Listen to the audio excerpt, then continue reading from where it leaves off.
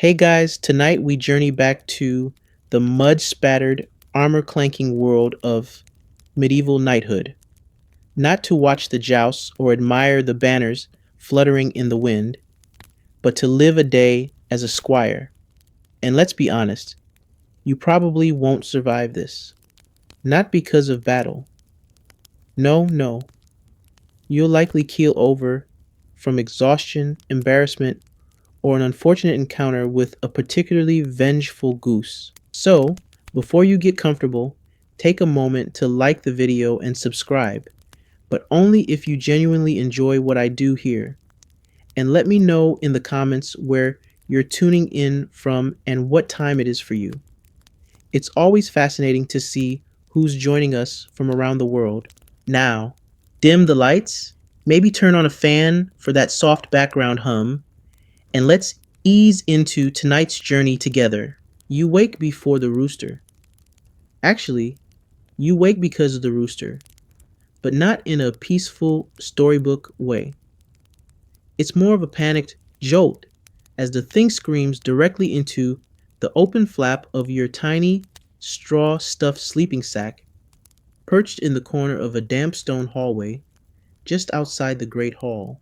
Your back is already sore, mostly from the cold, hard floor and partly from yesterday's surprise tackle by Sir Baldwin's overexcited hunting hound. Your bed is little more than a flattened layer of barley husk and dreams deferred. No pillow, just a rolled up tunic that smells like old stew and poor decisions. Outside, the sun hasn't even risen yet. The castle is still cloaked in fog and guilt, but you don't have time to admire the pre-dawn peace. You've got approximately 3 minutes to dress, scrub your face with yesterday's water, and report to the armory, or face the wrath of Sir Baldwin's boot, which has met your backside before, repeatedly. And so, you stumble into your rough woolen tunic, which itches like it was woven by angry hedgehogs. You lace up your shoes, well, shoe, singular. The left one vanished 3 days ago, possibly stolen by a weasel. You've been too tired to care. Down the corridor, the castle groans awake. Somewhere, someone's already arguing about bread. You rush past a sleeping dog, don't step on it, duck under a low-hanging tapestry, don't headbutt it, and finally reach the armory, which smells like rust, sweat, and broken dreams. The knight, your knight, is already waiting. Sir Baldwin, the Tolerable. That's not his official title, of course, but it's the kindest nickname he's earned. He's halfway into his chainmail, huffing like a bellows and barking orders at you between wheezes. Where's my grieved boy? You don't answer. You don't have to. Your day has begun.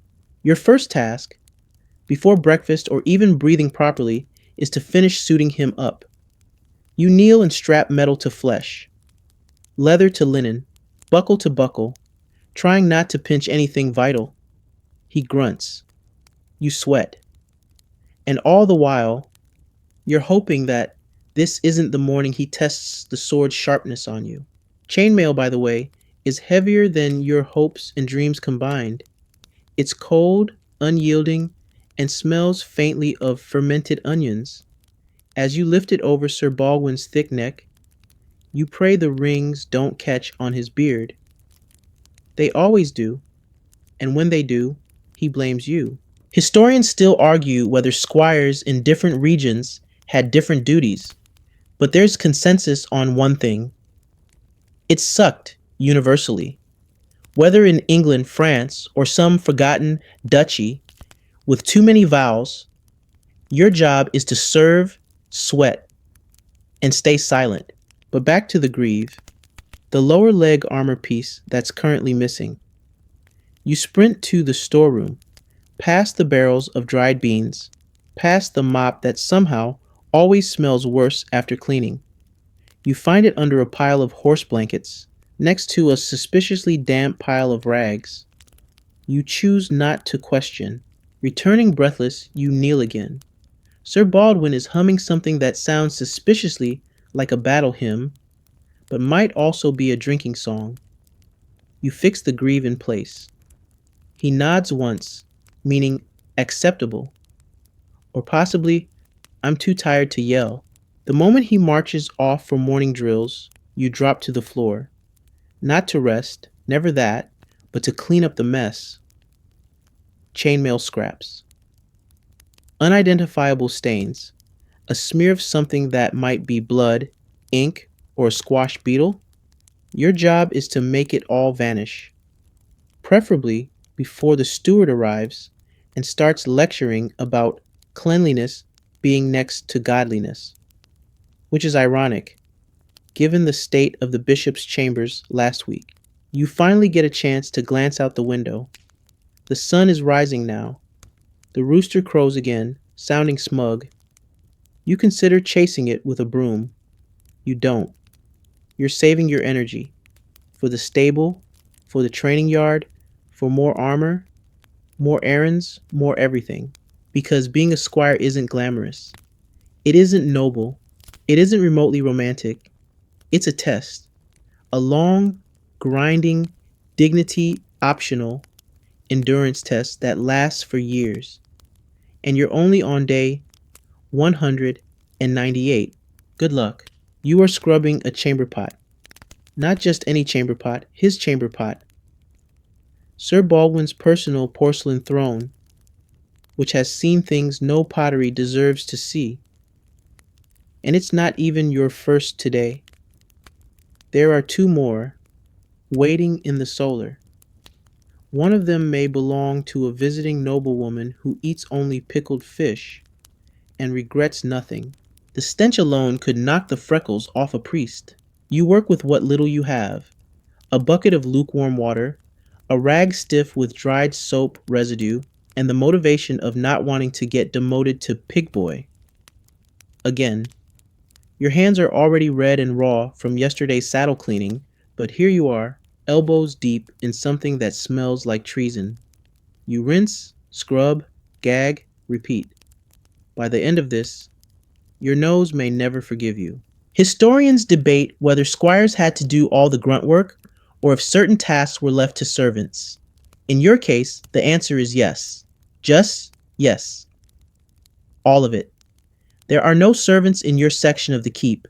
Just you, another squire with a lazy eye named Noel, and a page boy who mysteriously disappears whenever there's excrement involved.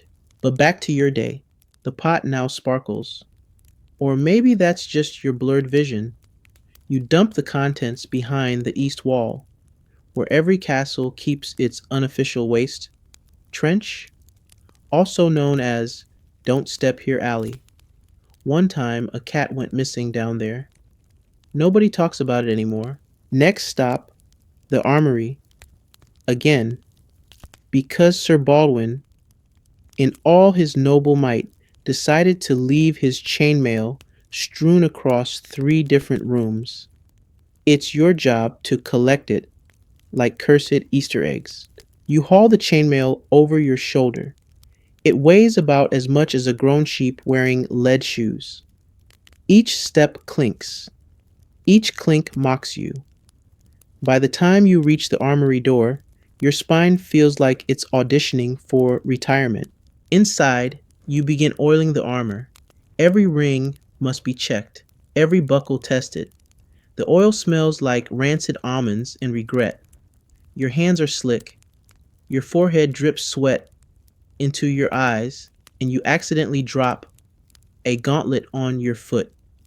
You don't scream. There's no time for feelings. Your stomach growls. The kind of low, echoing growl that sounds like a demon testing its mic. Which reminds you, breakfast. You rush to the kitchens where a woman named Marta runs the show. She's part cook, part witch, and part chaos incarnate. You do not cross Marta. You do not ask for favors. You simply stand silently until she throws you a crust of bread, so hard it might qualify as a projectile. You eat quickly. It's stale, a bit moldy, and hard enough to chip a bicuspid. Still better than the chamber pot. Beside you, another squire gnaws on what may or may not be turnip jerky. He looks like he hasn't slept since Lent.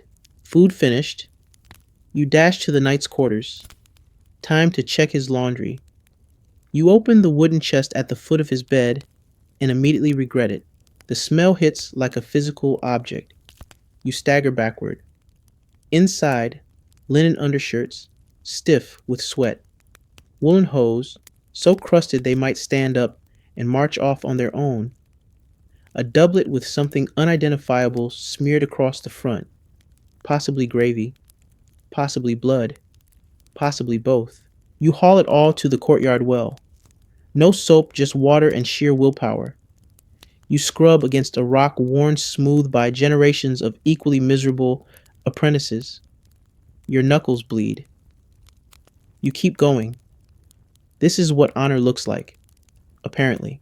And then, as you rinse the last bit of grime from a particularly rebellious sock, the sky darkens slightly. Not clouds. Worse. Sir Baldwin is on the move. He spots you.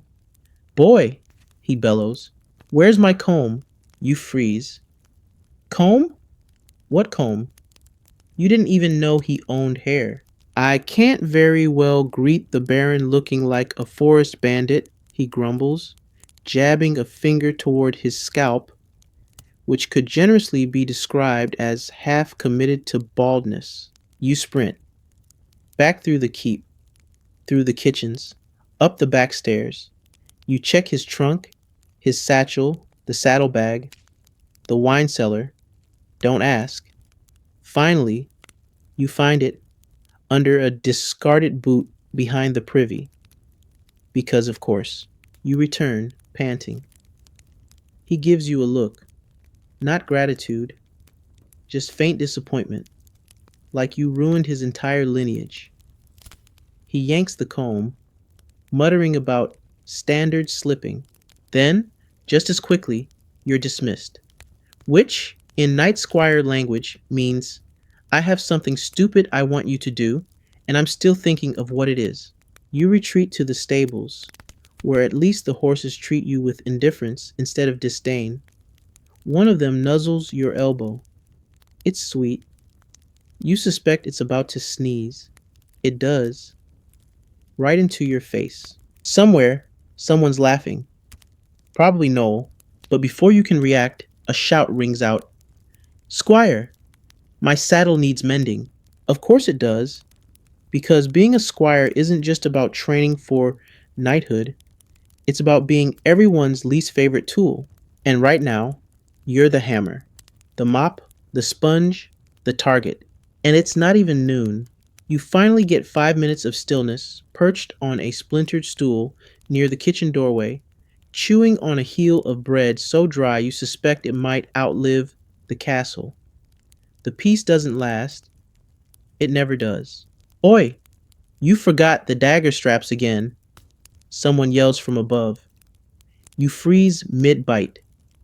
That's your knight's voice, and he's in what can only be described as slightly theatrical rage. He tends to raise his voice like a stage actor playing to a barn full of goats. You abandon the bread and sprint toward the hall. Every corridor echoes with your boots. Well, boot and patch slipper. You grab the forgotten dagger straps from the laundry line, still slightly damp and vaguely smelling of last week's stew, and rush back to Sir Baldwin. He's half-dressed, arms outstretched, looking like a medieval scarecrow at the tail end of a nervous breakdown. You secure the straps. He mutters something about incompetence in the youth, but doesn't kick you this time, which is progress. Once he's armed and armored again, he heads out to the training yard, dragging you in his wake like a reluctant kite. The yard is a rectangle of packed dirt, currently damp from rain and regret.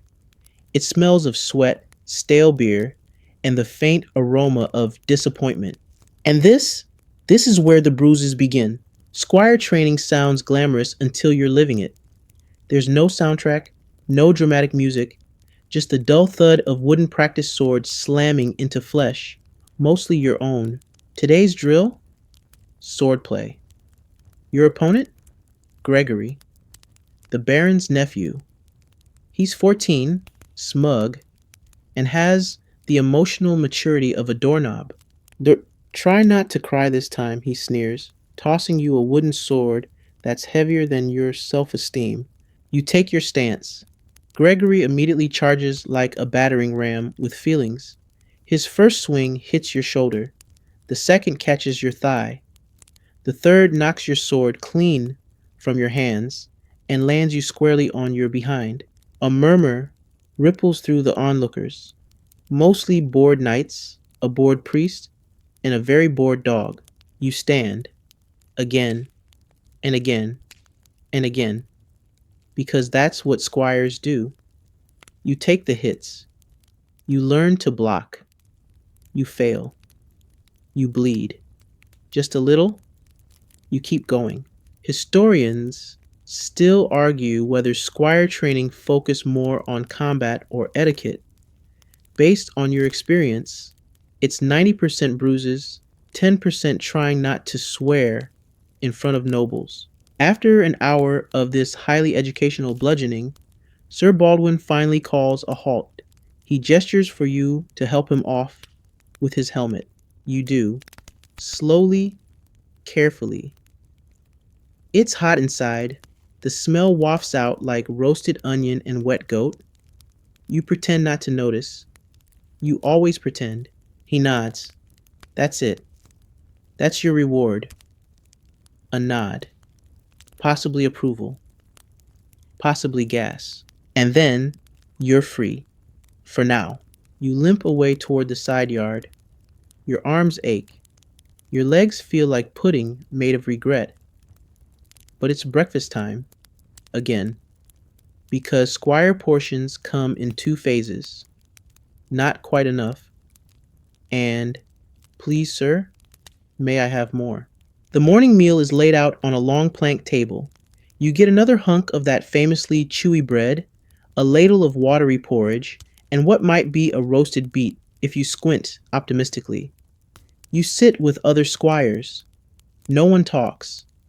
It's not that you're unfriendly, it's that you're all too tired to form vowels. Someone across the table attempts a joke about knighthood.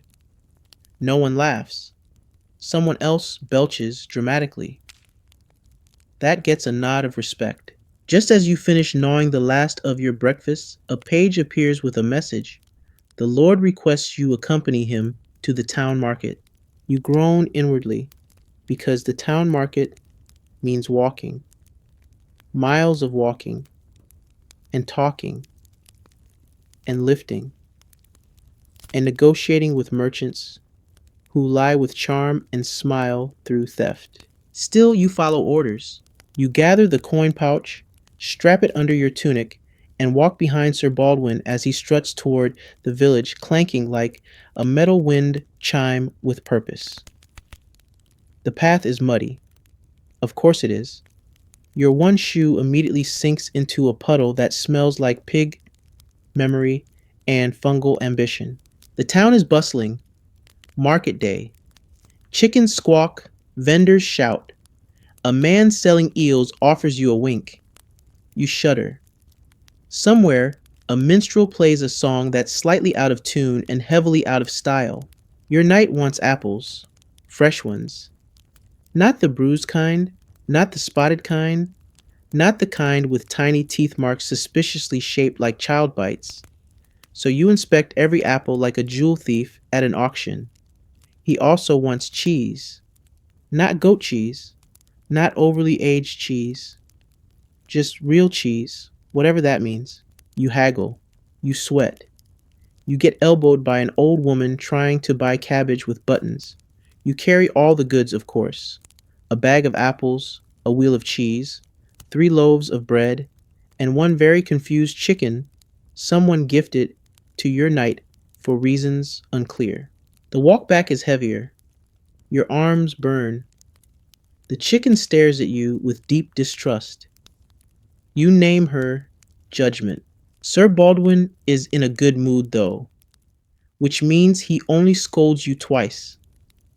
Once for stepping in manure, once for existing too loudly. Back at the keep, you deposit the goods in the kitchen and sneak a tiny apple for yourself. It's tart. It's perfect. It's stolen. You live dangerously. You finally sit down just for a moment. And then, Squire, the latrines need tending. You sigh. Of course they do. You're ankle deep in mud. At least you hope it's mud. Welcome to the stables. You've barely caught your breath from the market hall when a groom waves you over with a look that says, I'd rather be doing anything else, but you're here, so suffer. He points to the last stall, Sir Baldwin's prized destrier, Thunder, a majestic battle-hardened warhorse with a mane like a lion and a temper like a caffeinated tax auditor. Your task? Muck out the stall, replace the hay, refill the water, and try, please try, not to get kicked into a different century. You grab the pitchfork, its handle splintered, its prongs slightly bent, and begin the slow, smelly work of shoveling out days-old straw, soaked with whatever horses produce in large steaming quantities. The scent is vivid, a noxious cocktail of ammonia, barnyard, and despair. It clings to your tunic, your skin, possibly your soul. Thunder watches you with narrowed eyes, like a nobleman judging a peasant's hat. You nod politely. He snorts. It's probably a warning. You keep your distance.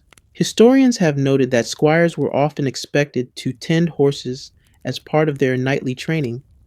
What they fail to mention is how those horses seemed to know exactly how close they could get before landing a solid kick. You spread fresh hay, fluff it half-heartedly, and then refill the water trough, which leaks from 3 different corners and always floods your shoes. Well, shoe. The other foot is still wrapped in a linen sock held together by hope.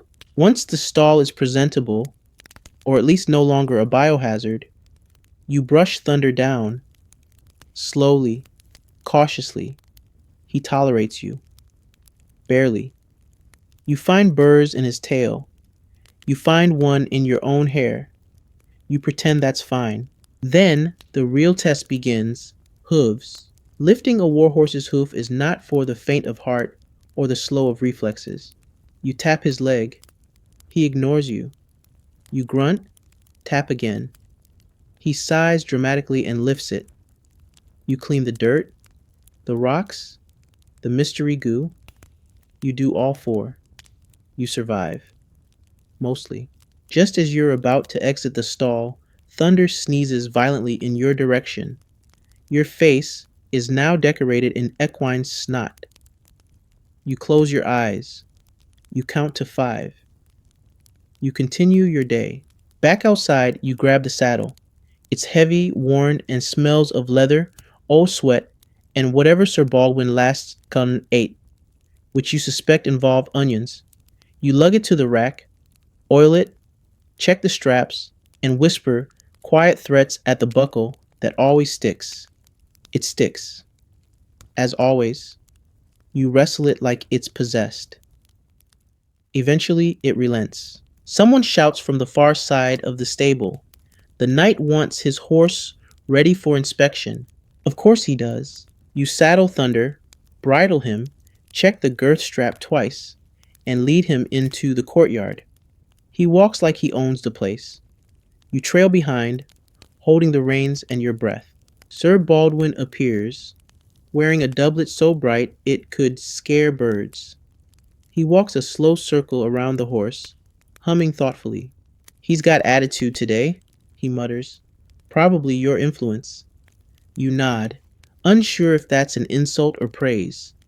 He mounts up, grunts, adjusts, and rides off, without so much as a thank you. You sag a little, until the stablemaster calls out, Oi, still 2 stalls left, lad. Right, because one horse isn't enough. The others await, including Buttercup, the small but vengeful pony belonging to the lady of the keep. Buttercup is, to put it politely, a menace. She bites, she kicks, she fakes affection just long enough to ruin your day. You feed her, sweep her stall, and try not to make eye contact. She farts. Somewhere between shoveling and dodging hooves, you pause to wipe your face with a rag. It was clean this morning. Now it's a mobile tapestry of stable life. You breathe through your mouth. You remind yourself, this is training. This is honor. This is manure. Historians still argue whether tending horses built character or just built early onset back pain. Either way, you're getting both. After the last stall is done, you stumble back toward the keep. Your arms ache. Your spine mutters rude things. Your hands are blistered. A feather from some unknown bird is stuck in your sleeve. You consider collapsing beside the well just for a moment, just to look at the sky. But no, there's no time. You're due in the laundry room because a squire's work is never finished. It simply moves from unpleasant to worse. Inside, the castle feels warmer, mostly because the laundry room is an inferno. Great vats of water bubble over open fires, releasing waves of humid misery. The steam smells of lye, boiled fabric, and suffering. You haul in a basket of soiled linens, heavy, wet, and smelling like old dreams and meat stew. You dunk, stir, scrub against the washboard until your knuckles go raw. Then you wring each piece by hand and hang them in the courtyard to dry, where a passing crow immediately poops on the one clean tunic. You don't cry. You're too dehydrated. The bell tolls. Afternoon already. You drag yourself to the corner of the kitchen, hoping for a crust or leftover onion. You get a half-eaten turnip and a piece of cheese shaped like France. You devour them without ceremony. Your stomach thanks you, briefly. Then, from above, a familiar voice. Squire, to the training field. You groan. You're due for sword drills. Again. Because what better time to get hit with sticks than immediately after laundry? You rise, you march. You wonder, not for the first time, if the real knights are just testing how long it takes to break your spirit. So far, not yet. But it's close. You trudge across the muddy courtyard toward the training field with the enthusiasm of a cold turnip. Your arms still throb from mucking stalls. Your knees ache from scrubbing laundry, and your soul gently weeps somewhere behind your sternum. But you're a squire, and squires don't complain. They just develop a charming collection of chronic injuries. Waiting on the field is Sir Baldwin naturally, along with two other knights, one chaplain who's clearly lost, and Gregory. Of course, Gregory. The Baron's favorite nephew, dressed in pristine linens, polished boots, and a smugness so thick it could be sold by the pound. Today's lesson, swordplay. Again, you're handed a wooden training sword. It's nicked, unbalanced, and slightly sticky. From something that might have been stew. You barely have time to tighten your grip before Gregory lunges at you with the overconfidence of someone who's never tasted true humility. The first blow clips your shoulder, the second your knee, the third your pride. You try to parry. You try to remember the footwork Sir Baldwin barked at you last week. You try not to think about how Gregory's idea of swordplay looks suspiciously like enthusiastic flailing. You block one hit, sort of, then stumble backward into a patch of mud and dignity loss. Sir Baldwin pinches the bridge of his nose. Form boy, use your hips. Swing like you mean it, not like you're shoeing chickens. You rise, mud-covered, bruised, mildly humiliated. You swing. You miss. Gregory whacks your wrist with the glee of a child who just discovered violence. The knights nod approvingly. Better, one of them mutters, sipping from a flask that definitely isn't filled with holy water. You spar for what feels like a year. By the end, you're sweating through 3 layers of tunic, your palms are blistered, and your nose is bleeding in that quiet, persistent way that suggests minor trauma. And please lie down. But there's no time for rest. Now the lance drills, Sir Baldwin announces, gesturing toward a row of straw dummies and 2 unfortunate horses tethered nearby. You blink, you limp, you mount. The lance is taller than you, heavier than you, and less cooperative than a tax collector. You clutch it with both hands, your fingers numb, and urge the horse forward with all the conviction you can fake. You aim for the dummy. You miss spectacularly. The lance jabs the air like an accusatory finger. The dummy spins in place, entirely unbothered. Your knight sighs so loudly the birds take off in alarm. Historians still argue whether lancing was more art or brute force. Today, it is neither. It is mostly flailing and praying. On your third pass, you clip the edge of the target. The dummy wobbles. You grin. Gregory scoffs. You feel something suspiciously like triumph. And then the horse steps in a puddle and decides to lie down. Suddenly, you are in the mud. Again. With a lance across your lap and a goose honking nearby. Deeply offended by the entire display, the knights laugh. Even the chaplain smirks. Sir Baldwin just mutters, "Get up," without looking at you. You rise, slowly, covered in wet earth, feathers, and shame. You can feel tomorrow's bruises forming like early taxes. The drills wind down, at least for now. Back at the practice bench, you're tasked with restacking the wooden weapons and wiping down the practice shields. They're splintered, stained, and heavier than guilt. Gregory tosses his sword at your feet, missing your toes by a quarter-inch. "Clean that too, squire," he says, and walks away like he invented nobility. You mutter something unprintable, quietly, into your armpit. The sky is clouding over. A drizzle begins. Of course it does. You carry the equipment back inside, dripping mud, sweat, and melancholy across the stone floor. The armory door sticks again. You shoulder it open. Inside, rows of swords, axes, daggers, and one very smug-looking suit of armor that hasn't moved since 1183. You stack the weapons. You polish the blades. You oil the hilts.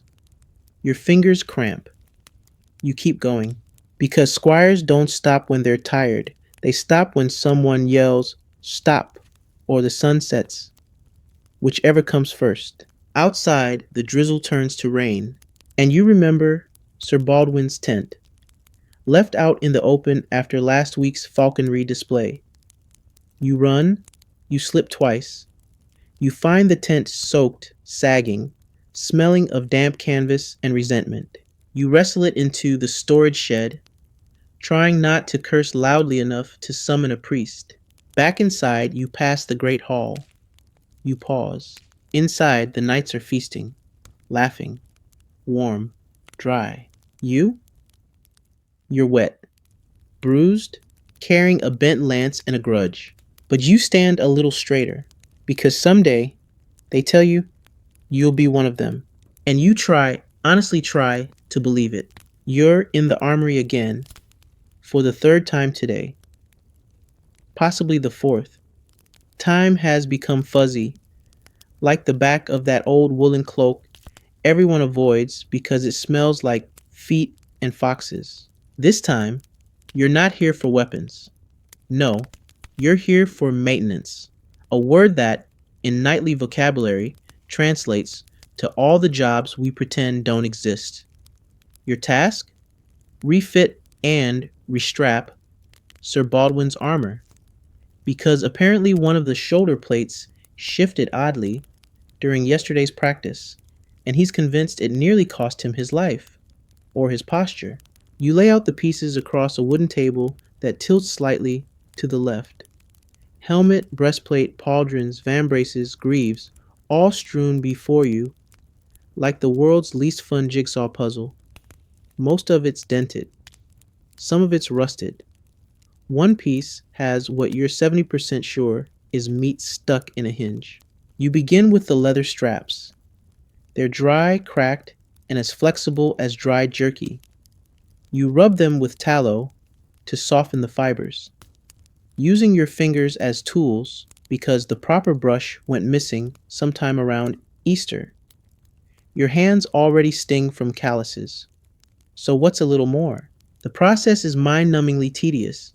Thread, twist, pull tight, tie. Then do it all again, but in reverse, because the first side is suddenly uneven. You speak to the armor at some point. Not kindly. The helmet stares back in silence. Historians still debate how much armor squires were expected to maintain themselves versus what was left to smiths. The answer in your world is simple. If it's dirty, bent, or smells like soup, it's your problem. You test the fit on a stand shaped like a barrel with limbs. The armor hangs unevenly. You adjust. You unstrap, restrap. This time, the shoulder plate fits better, but the back piece now sags like it's considering retirement. The breastplate is especially problematic. It's supposed to curve majestically. Instead, it bulges in all the wrong places, like a pregnant turtle. You push, pull, prod. Nothing helps. Eventually, you just pad the interior with spare linen and hope Sir Baldwin doesn't notice. He probably will. You polish the entire suit with a rag that was once white but is now the color of experience. You use sand, vinegar, and elbow grease. 3 things in ample supply. The metal begins to shine, which would be rewarding if your eyes weren't full of it. Then you get to the worst part, the chainmail. Chainmail is deceptive. It looks flexible and graceful, like a metal curtain, but it's heavy, it's clingy, and it catches on everything. You try to fold it neatly, only to snag it on your sleeve, your tunic, and once, your eyebrow. Don't ask. You spend a good 15 minutes unknotting 2 chainmail hauberks that somehow embraced each other in the storage trunk like lovers at war. They're stuck. You separate them using brute force, prayer, and some very creative language under your breath. And just when you think you're finished, a shout echoes through the hall. Where's my sabaton? Sir Baldwin again. Of course, you freeze. The sabaton, his left foot armor, was last seen during the last tournament, somewhere between the tilt yard and that incident involving a spilled mead barrel and a pig parade.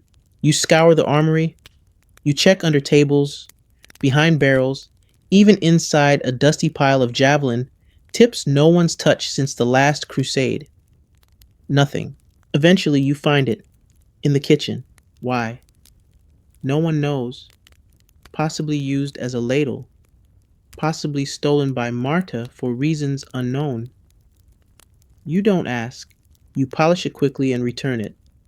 Sir Baldwin snatches it like it's a crown jewel and says, "About time," then walks off, humming again. That tune you're starting to suspect is just a loop of mockery. You return to the bench. The armor glistens now like a freshly oiled pig in sunlight, and not in a good way. You sigh. And then Noel appears. Noel, your fellow squire and part-time philosopher, leans against the doorframe holding 2 cracked tankards of small ale. He offers one with a grin. "Break time," he says. You accept. You sip. It's lukewarm, slightly sour, but it might as well be nectar. You sit on a bench that wobbles like it's judging you, and for a moment, just a moment, you let your shoulders relax. You and Noel talk nonsense. about sword grips and horses and whether or not dragons ever existed. They didn't, but Noel insists otherwise. He tells you the lady of the manor complimented his kneeling form during chapel. You tell him you found a sabaton in the soup. You both laugh harder than the jokes deserve. Then the bell rings. Break's over. Time for the night's afternoon stroll. Which of course means, you guessed it, you're going to. You haul the newly polished armor across the courtyard. Sir Baldwin is waiting, chewing on something and glaring at the sun like it insulted his lineage. He points at the sky. Looks like rain. Better pack my second cloak. You nod. Then go fetch it. Of course. You return to help him dress. Again. The armor clinks into place, slightly more snug thanks to your linen padding trick. He doesn't complain. A miracle. He strides out into the garden. You follow, 3 steps behind, carrying the spare cloak, his gloves, and a small pouch of candied nuts. This is what chivalry looks like, apparently. He chats with passing nobles. You stand silently. He offers one of the nuts to a lady in blue. You get none. He jokes with another knight about how useful a good squire is. You blink slowly. Rain begins to fall. He gestures for the cloak. You hand it over. And somehow, you're still wet, because the squire's cloak is imaginary. You are polishing a sword. Again. This isn't just any sword. It's Sir Baldwin's ceremonial blade, the one he wears when trying to impress people at feasts, jousts, and funerals. It's heavy, slightly bent from a drunken duel with a tapestry rack, and covered in nicks from hitting things that weren't supposed to be hit, like his cousin. And once, a cake. You sit in the corner of the armory, cross-legged, rag in hand, working the oil into the metal like it owes you money. The sword is ungrateful. It resists shine. It sneers in dullness. It may even be cursed. Sir Baldwin has at least 4 swords. 1 for training, 1 for battle, 1 for show, and 1 that lives under his bed in case the French sneak in. They all look the same to you, but not to him. Oh no, each has its own name, its own backstory, its own dramatic sigh. When you mix them up, you polish. You buff. You admire your reflection for a second, before realizing your nose is bleeding again.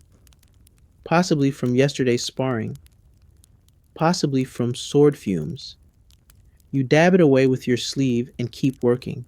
While polishing, Sir Baldwin likes to share tales.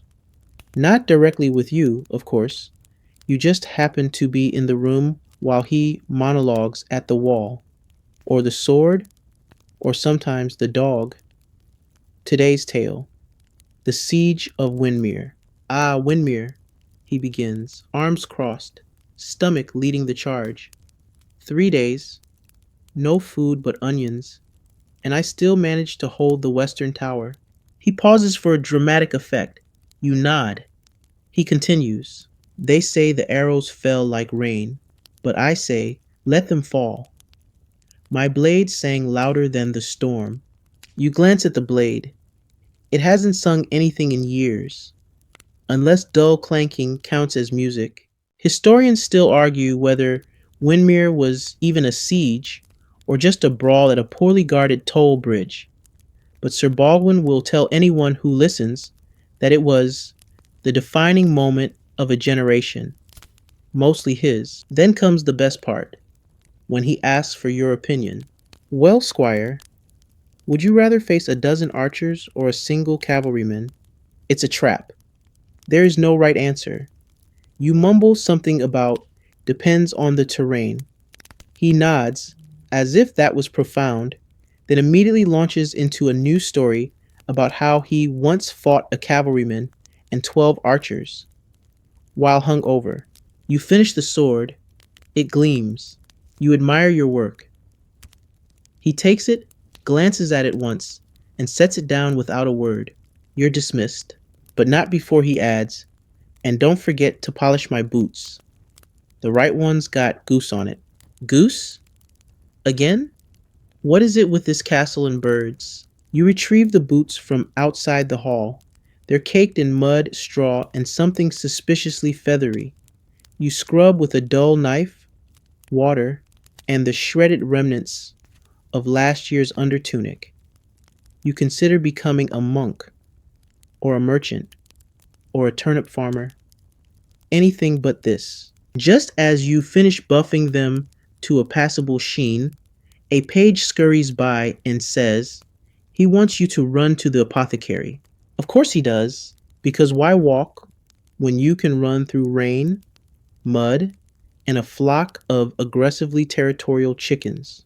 The apothecary is at the far end of the village, past the market stalls, beyond the baker who always throws breadcrumbs at you for luck, and just before the stonemason who thinks your name is Gerald. You arrive soaked, winded, and slightly pecked. The apothecary greets you with a grunt. He smells of herbs, pipe smoke, and a faint whiff of sarcasm. He hands you a satchel of dried roots, something in a jar that's definitely moving, and a pouch of powder labeled "not for horses." You don't ask. You trudge back. Halfway there, the jar pops open and the thing inside attempts escape. You catch it. Barely. You stuff it back and tie the lid with your bootlace. You'll explain that later. Maybe. Sir Baldwin is exactly where you left him, bragging near the fire, eating cheese, and gesturing with a chicken leg like a scepter.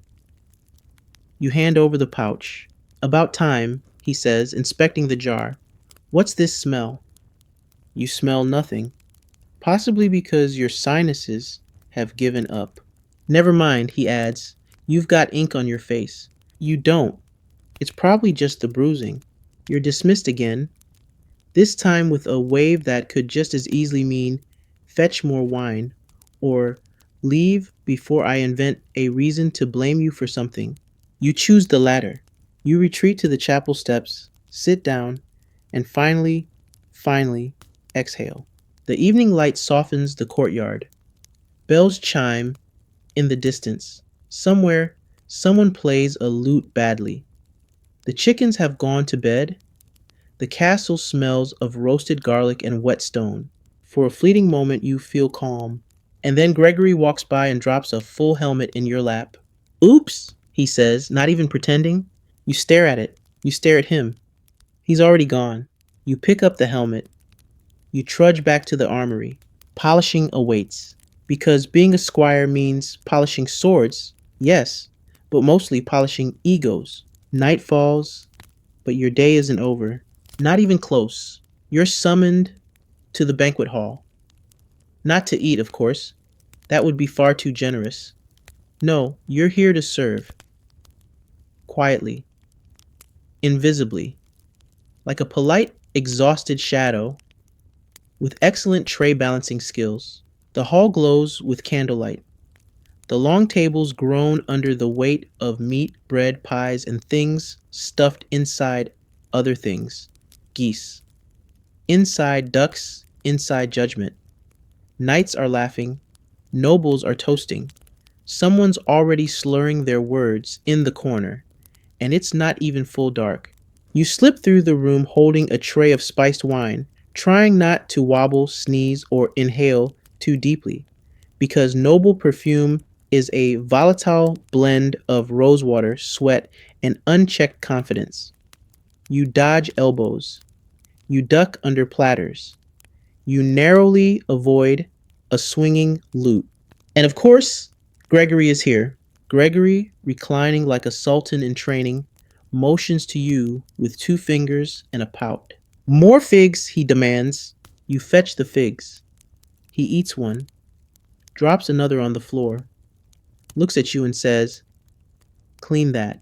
You do, without a word, because saying what you're thinking would get you sent to the dungeons, or worse, latrine duty, on feast day. Sir Baldwin, meanwhile, is regaling the high table with tales of glory, none of which you can verify, but all of which seem to involve impossible odds, heroic poses, and at least one dramatic use of a flaming torch. 15 bandits, he proclaims, brandishing a leg of lamb like it's part of the reenactment. And I, alone mind you, held them off with nothing but a spear and a very persuasive frown. The room erupts in laughter. You refill goblets.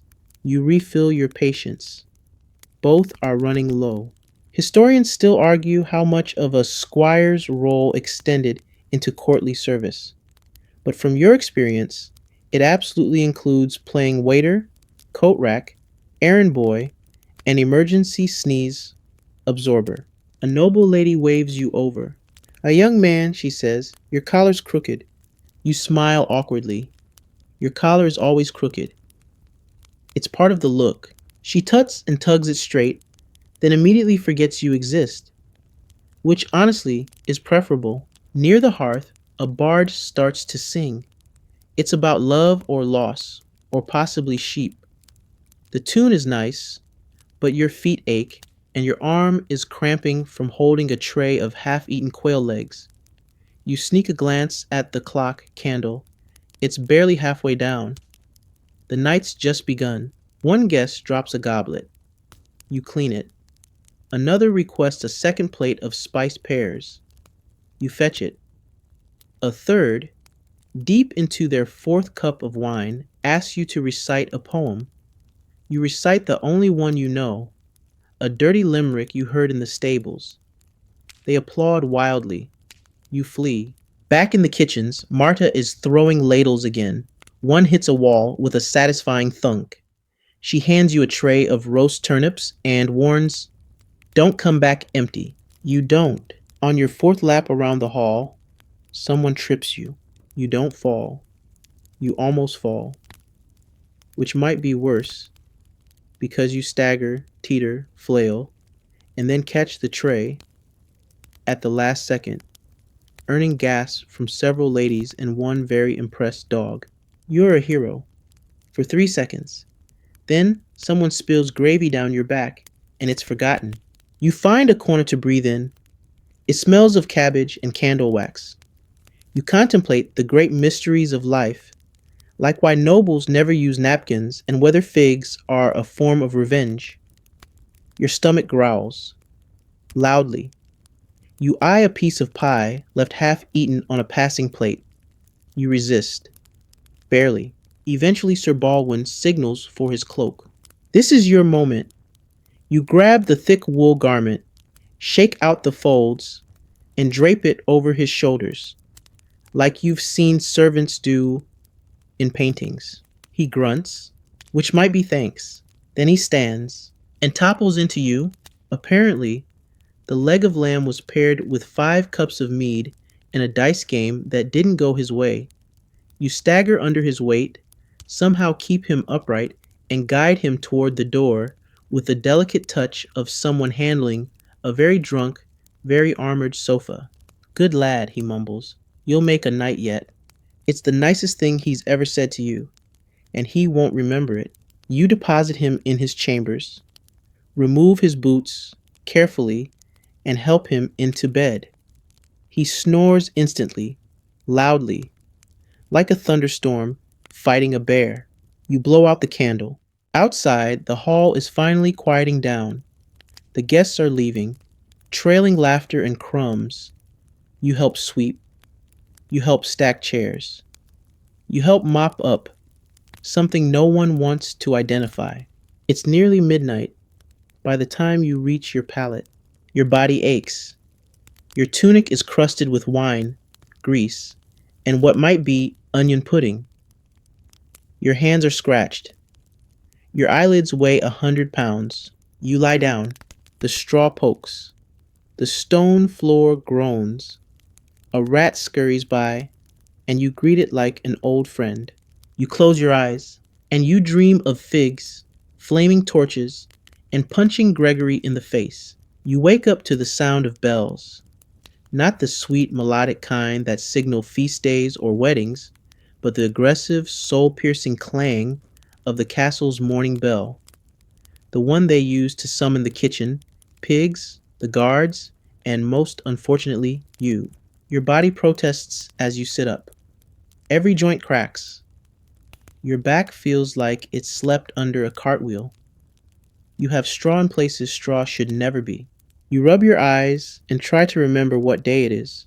Judging by the noise, the bustle, and the faint scent of roasted oats in the air, it's inspection day. You groan. Inspection day means your knight's armor must shine, his horse must sparkle, and you must somehow look like you haven't been sleeping in a closet, wedged between a chamber pot and 3 sacks of barley. You scramble to your feet, throw on your least damp tunic, a low bar, and head for the stables. Thunder, Sir Baldwin's majestic warhorse, greets you by immediately trying to eat your sleeve. You bribe him with an old apple. He accepts, begrudgingly. You begin the grooming process. Brush the coat, pick the hooves, comb the tail. Each step involves a new level of dust, dander, and horse-related slapstick. At one point, thunder sneezes directly into your chest. You consider this a baptism of sorts. Next, it's armor time. Sir Baldwin wants the works. Full plate with decorative inlays. His sash, from the king's tournament of questionable fairness, and the absurdly large feather plume he insists makes him look taller. You polish the breastplate until your face stares back, slightly distorted, deeply exhausted. You buff the gauntlets. You oil the greaves. You try to pretend the smell of boiled leather is soothing. It isn't. Historians still argue whether squires were responsible for full ceremonial prep or if servants helped. In your world, you are the help, the assistant, and the scapegoat rolled into one underfed, overworked package. You lay the armor out, piece by piece, in the antechamber. Sir Baldwin enters dramatically, already half-dressed, muttering something about how even the Duke couldn't keep his sash straight. He steps into the greaves, lifts his arms for you to strap on the breastplate, and fusses with the feather plume like it's the only thing keeping the kingdom from collapse. Don't wrinkle the sash, he warns. You don't even breathe near it. Once dressed, he examines himself in the polished bronze mirror and says, "Not bad. Bit tight in the thighs." You do not respond. Next comes the horse dressing. You attach the decorative caparison, the fancy blanket embroidered with his family crest, which you hand-washed last night using tears and dishwater. Thunder looks unimpressed, but doesn't bite anyone, so you call that a win. Now the final touch. The banner. A small flag mounted on the back of the saddle, bearing Sir Baldwin's personal motto, "Steadfast and slightly better than you." You swear you're not making that up. He mounts his steed with a grunt, adjusts his sash a third time, and gives you a look. "Well, squire," he says, "how do I look?" You open your mouth, close it, open it again. "You look very official, my lord." He nods, satisfied, then kicks Thunder into motion. You jog beside them, because of course you do. Squires don't ride. Squires jog, preferably uphill. The courtyard is already full. Knights, pages, stewards, 3 noblewomen fanning themselves dramatically, and 1 very nervous chicken that probably wandered in by mistake. The castle steward steps forward. His job is to inspect each knight's readiness and loudly declare anything that's wrong. He lives for this. Sir Baldwin presents himself. The steward circles him slowly, very slowly, eyes narrowed, quill in hand. He taps the greaves, bit dusty. He sniffs the gloves, slightly pungent. He eyes the banner. Crooked, Sir Baldwin bristles. You brace for impact, but instead, Your knight merely grinds his teeth and says, "My squire will attend to it." Everyone turns to look at you. You straighten the banner, wipe the dust, and wonder what punishment would result if you accidentally lost the gloves down a well. The steward moves on. You exhale. The rest of the morning is spent standing next to Sir Baldwin while he boasts, standing beside thunder while he grazes on someone's ornamental hedges, standing quietly while a nobleman quizzes you on Latin declensions for no reason at all. Eventually, Sir Baldwin is summoned to the Great Hall, and he says the 6 words that ruin your afternoon. "You're coming with me, squire." You follow. The hall is filled with polished boots, polished shields, polished egos. You sit behind him on the stone bench, trying not to shiver. The windows let in wind. The candles let in smoke. The conversation lets in every possible reason why you'd rather be mucking stalls. You sit through 2 speeches, 3 arguments, 1 toast, no food. And just when you think you might escape, Sir Baldwin whispers, "Fetch my ledger from the solar." You nod, rise, sprint up 3 flights of stairs, past a dogfight, past a monk muttering about cheese, and into the solar, only to find 3 identical ledgers. You grab all of them, run back, arrive panting, dripping, and somehow holding the wrong 3 ledgers. "Not those," he says, "the blue one." There is no blue one. You go back. You find a greenish gray one that might be blue in the right lighting. You bring it. He accepts it without looking. You sit. The steward announces the end of inspection. You exhale so hard your vision blurs. And then, from across the hall, Gregory waves at you, not in greeting. He's holding his sword, and his smile says, "Duel me later. You're going to need a nap and a helmet." You are not dueling Gregory. You are chasing his chicken. This was not part of the plan. You were supposed to be in the training yard, running footwork drills, and maybe getting walloped a bit with the blunted swords. That would have been fine, expected, traditional. But no, Gregory, in his infinite creativity and utter lack of boundaries, brought his new pet chicken, a wiry, erratic beast named Lady Cluckles, into the barracks this morning, claiming it was a gift from the Duchess of something or other. He insisted you admire her. You said, "She's very feathered." That was apparently the wrong thing to say, so Gregory set her loose. Inside, during breakfast, panic ensued.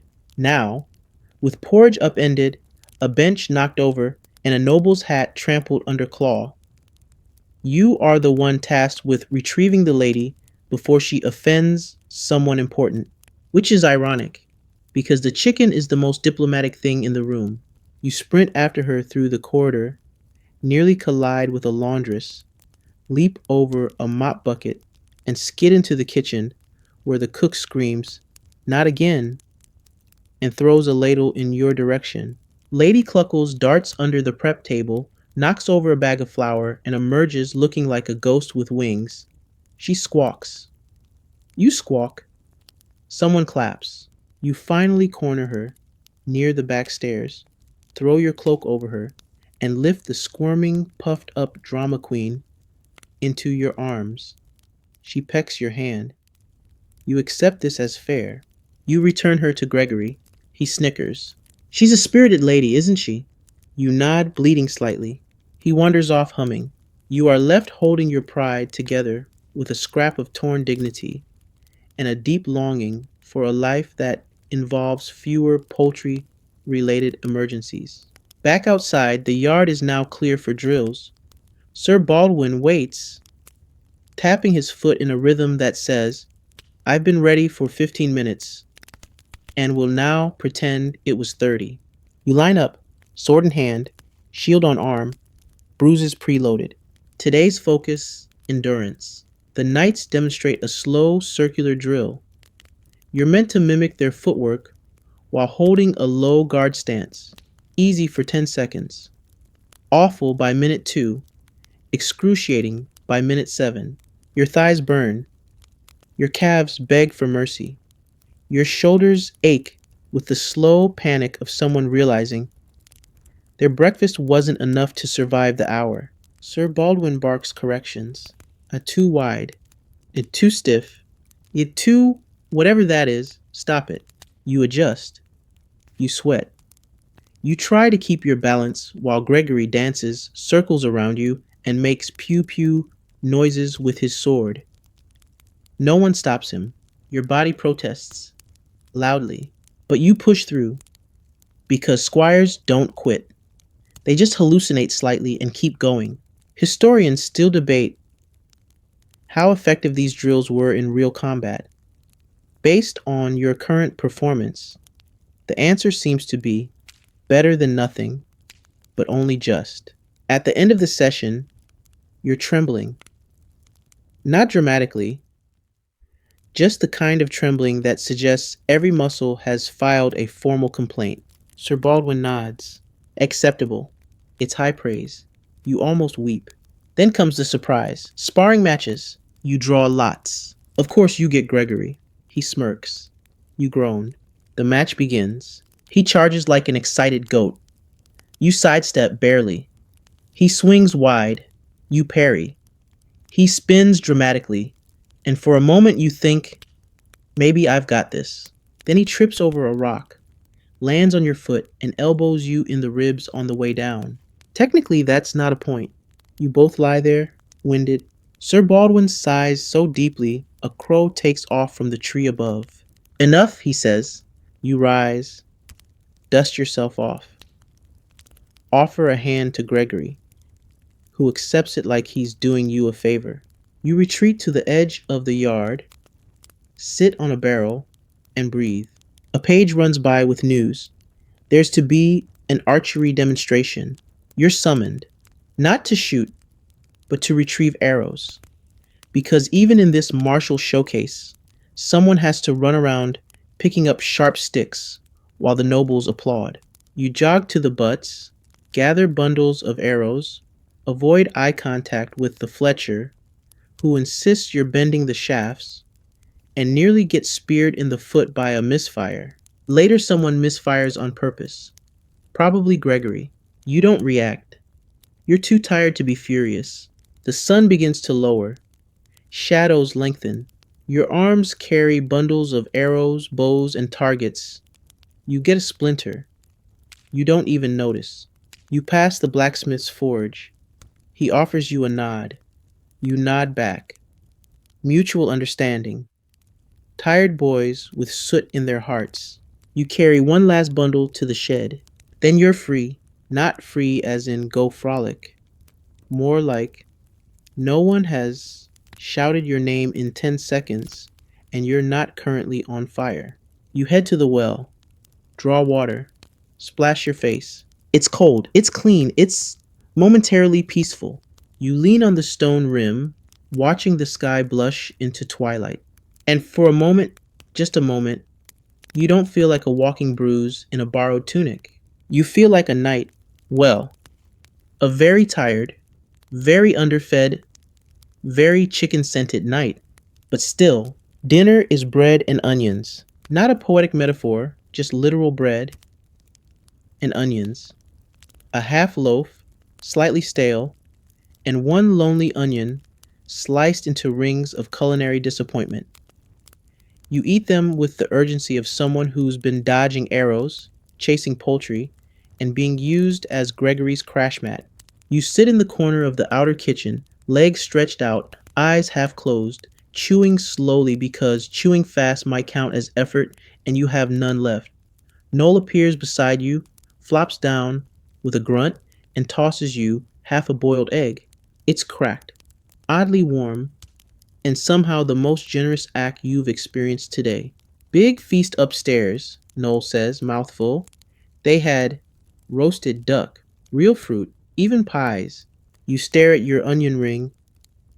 You consider naming it. He continues, I saw Gregory drop a cherry tart on the floor, then step on it, on purpose. You both sit in silence, mourning the pastry. The sun has nearly vanished now, casting long shadows through the archways. Lanterns flicker to life.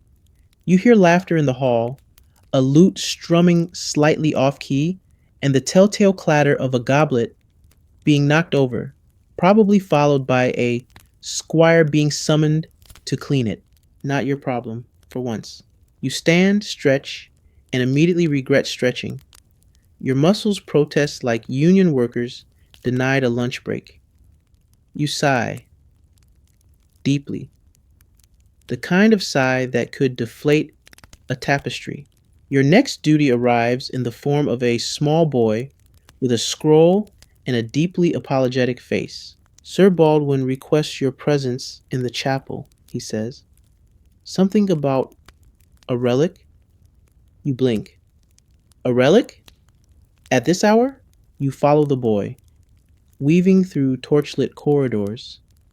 The castle at night is a different beast, quieter, darker, full of strange echoes and the occasional monk appearing out of nowhere like a damp ghost. You arrive at the chapel. Sir Baldwin is there, standing beside a wooden chest the size of a sheep.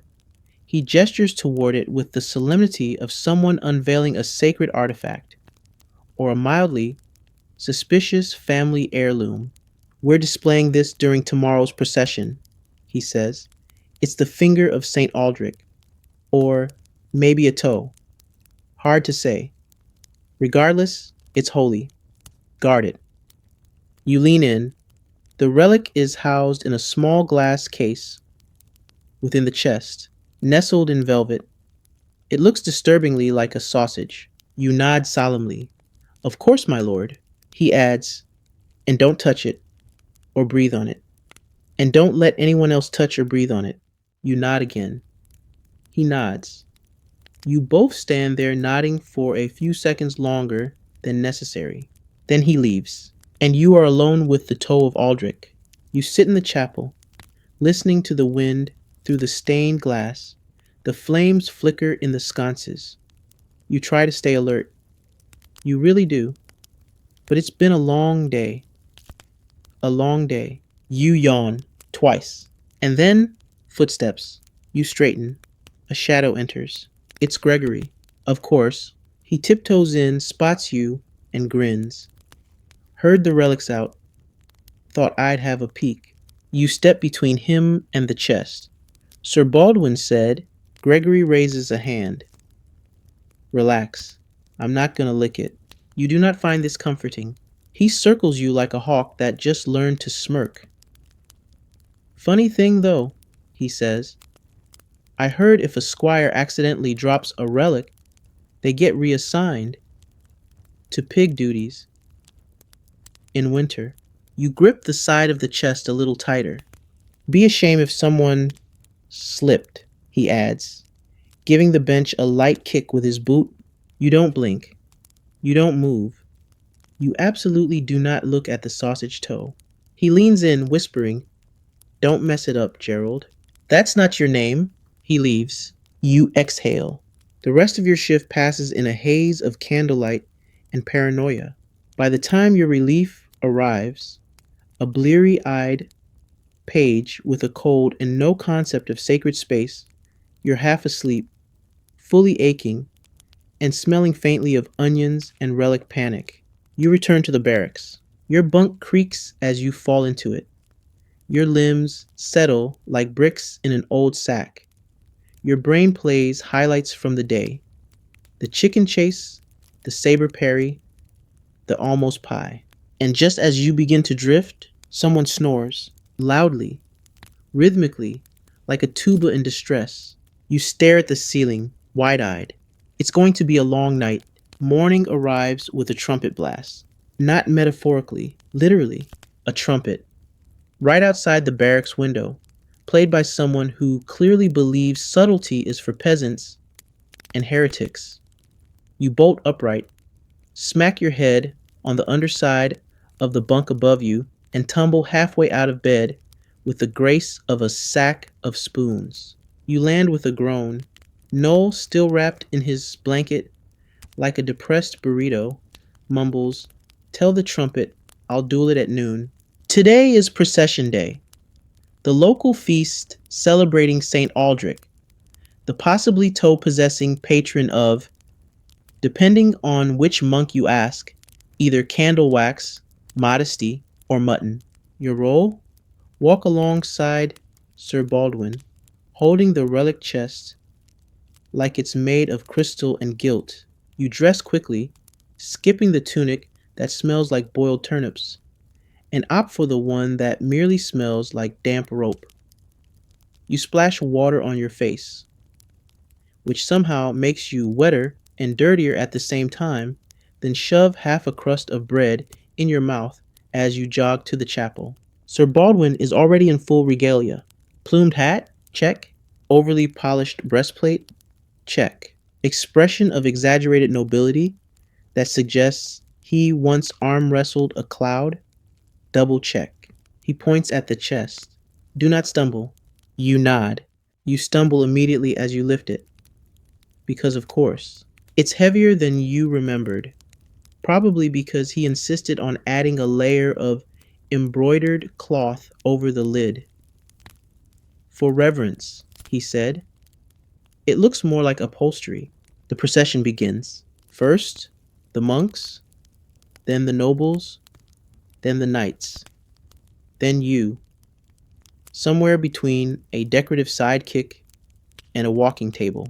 The townsfolk line the streets, cheering, tossing flower petals, and asking whether that's really St. Aldrich's toe or just a well preserved root vegetable. Historians still debate the authenticity of such relics. Some believe they offered comfort and unity. Others suggest they were just really old body parts in fancy boxes. You, personally, think this one smells faintly of time and regret. The cobblestone path is uneven. The box shifts with every step. Sweat beads down your back, making your tunic cling in places that should not cling. You smile politely. You pray the chest doesn't slip. Gregory, of course, is just ahead of you, carrying a small ceremonial banner and smirking like a man who's never had to guard a sacred digit. He waves at the crowd like he's in a parade. He probably practiced that wave in a mirror. Halfway through the square, a child throws a turnip. It misses everyone except you. Direct hit, right shoulder. The box wobbles. You grip tighter. The child giggles. Somewhere, a monk gasps. You soldier on. The procession loops through the market. The smell of bread, livestock, and boiled cabbage hangs thick in the air. A goose honks. Again, possibly the same one from last week. You lock eyes. It remembers you. Near the fountain, the path narrows. A donkey cart has broken down. You stop. Sir Baldwin glares. You shuffle sideways, hugging the relic to your chest like a toddler clutching a forbidden pie. Keep moving, Baldwin whispers. We're behind schedule. You resist the urge to reply. Blame the donkey. Finally, the procession reaches the cathedral steps. You climb one by one with all the grace of someone holding a suspiciously heavy holy box and rethinking all their life choices. Inside, the archbishop waits. So does a crowd. And for some reason, a goat wearing a wreath of marigolds. You kneel, present the chest. The archbishop opens it, lifts the relic delicately, and begins a long, very solemn prayer. You try not to yawn or faint. Behind you, someone whispers, "Is that moving?" You do not look. Eventually, the relic is returned. The box is closed. Applause erupts. The goat bleats. You carry the chest back to the vestry, arms trembling, legs numb. Sir Baldwin nods. Serviceable. You collapse onto a bench and try to breathe without using muscles.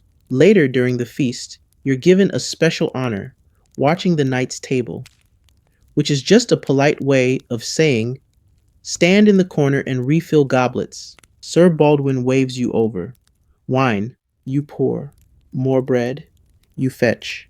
Polish this ring, you blink. He holds out his ring, you take it. You polish it on your sleeve, you hand it back. He inspects it with exaggerated care. Not bad, he says. You've almost got potential. You suppress the laugh trying to escape your chest. Almost. You stand behind him as he boasts about the procession, the relic, the time he clearly saw it glow, and how the crowd wept at the sight of my banner. You nod occasionally. You mentally write a play called The Knight Who Embellished. Eventually, the meal winds down. The guests drift away. You clear plates. You scrape trays. You dodge Gregory's attempt to trip you with a roasted leg bone. In the kitchen, Marta hands you the last tart. Don't tell anyone, she whispers. You don't. You eat it in the shadows, savoring each bite like it's treasure. Back in the barracks, Noel raises an eyebrow. You smell like thyme. You shrug. Aldrich's toe. He nods like that explains everything. And then you both fall asleep, not even bothering to take off your boots. Because in the life of a squire, even sleep is an act of rebellion. You wake up to silence. This is immediately suspicious. In the barracks, silence usually means one of three things. Someone overslept, someone is hiding after breaking something valuable, or someone released something that should not have been released, like a goat, or Gregory's imagination. You sit up, slowly. The sun is already bleeding through the cracks in the shutters. Most of the other beds are empty. Even Noel is gone, his blanket folded with military precision, which is worrying because Noel folds like a drunken spider. You scramble into your tunic, jam your feet into your boots, and burst outside, right into chaos. A tournament has arrived. Well, a mini tournament, more of a display. Sir Baldwin is hosting it in celebration of the relic's successful presentation, which sounds noble but mostly involves trying to impress a visiting baron and justify yesterday's wine bill. You are immediately conscripted. Your job? Set up the tilt yard. Hammer stakes, string banners, haul hay bales, hide the slightly less majestic armor pieces behind better looking ones. The sun is already hot. The grass is damp. Your boots are now half mud. The stakes won't go in straight, and one banner keeps unraveling like it's staging a slow escape. Gregory arrives, late of course, wearing a tunic too clean to be trusted. Nice job with the hay, he says, kicking it. Bit lumpy though, like your footwork. You ignore him. You focus on tying the banners tighter, hiding the fact that your hands are shaking from skipping breakfast again. Historians still debate whether squires were allowed time for meals on event days. You'd argue this is an academic question with a stomach-based answer. The knights begin to arrive.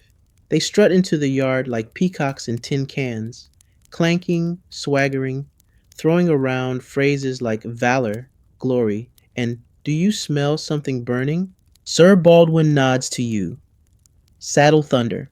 You head to the stables. Thunder, as always, greets you with majestic disdain. He allows the saddle only after attempting to chew the bridle and stepping on your foot twice. You swear he's in on the whole Gregory conspiracy. By the time you lead him out, the jousting is beginning. Sir Baldwin mounts with a groan. You hand him his lance, adjust the ridiculous plume on his helmet, and step back.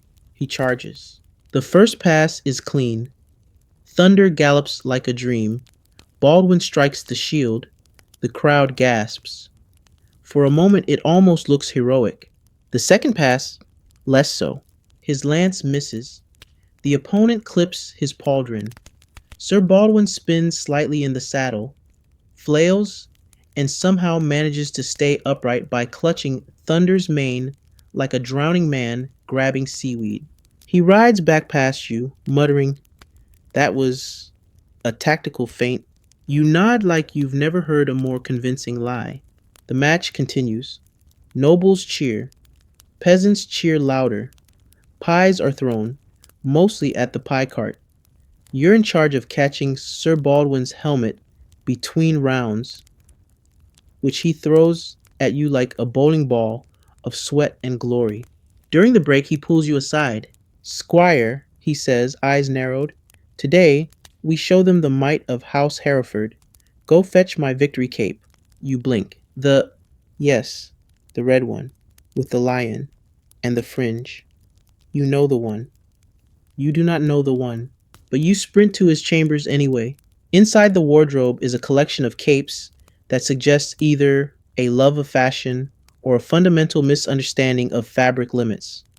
You see red ones, one with fringe, one with a bear, one with a suspicious stain. Eventually, you find it, the lion cape, faded, dramatic, and slightly too long. You return breathless. He swings it on like a dramatic ant entering a tea room. It flows, sort of. He rides out for the final bout. Gregory's knight is his opponent. You groan internally. The joust begins. The lances collide, and somehow, miraculously, Sir Baldwin wins. Gregory's knight topples backward with a loud thump, hits the dust, and lies there making confused crow noises. The crowd erupts. Baldwin raises his arms in triumph. His plume flaps heroically. He blows you a kiss. You pretend not to see it. You are summoned to retrieve the lance and cape. Both are now covered in dust and, for some reason, cheese. You do not ask why. At the feast that follows, Sir Baldwin is insufferable. Did you see the form? The grace? The absolute domination of that final tilt? He says, mostly to the dog beside him. You nod. You pour wine.